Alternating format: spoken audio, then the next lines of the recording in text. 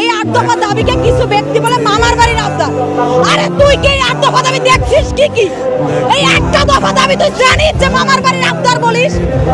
8টা দফা দাবির একটা হচ্ছে দ্রুত বিচার ট্রাইব্যুনাল, সংখ্যালঘুর সুরক্ষা আইন, সংখ্যালঘু মন্ত্রণালয়, দেবোত্তর সম্পত্তির পুনরুদ্ধার, দুর্গা পূজার 5 দিনের ছুটি। আমি একটু কুরবানি দেওয়া হয় 1 দিন কি 2 দিন, সেই উদ্দেশ্যে বন্ধ যদি হয় 10 দিন, আমার পুজো 5 দিনের ছুটি 1 দিন।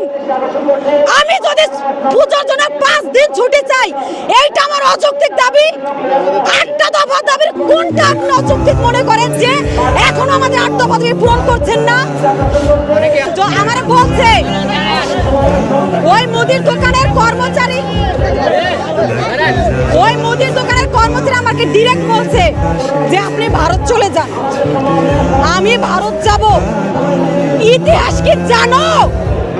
ইতিহাস কি খতিয়ে দেখেছো? কোন ইতিহাসের পাতায় লেখা নাই যে সনাতনী অন্য দেশ থেকে এসে বাংলাদেশে রাজত্ব শুরু করছে। আপনার ইতিহাসকে আপনি জানেন? 1205 সালে ফিরে যান।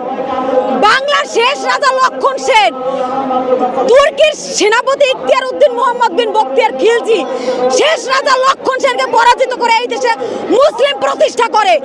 আমার যদি এই দেশ থেকে চলে যাওয়ার কথা উঠে, তাহলে কে আগে যাবে? কে আগে যাবে? যে তুর্কি থেকে সে শাসন শুরু করছে সে, নাকি যার পূর্বপুরুষ জনম জনমে এই দেশে সে? এই দেশেই থাকবো। কিসের ভারত, কিসের কি? কোন দেশে যাব না। মরলে এই দেশে মরবো, বাঁচলে এই দেশে বাঁচবো, এই দেশেই থাকবো। আমি কোন দেশ থেকে আসিনি, আমি এই দেশে জন্ম নিয়েছি।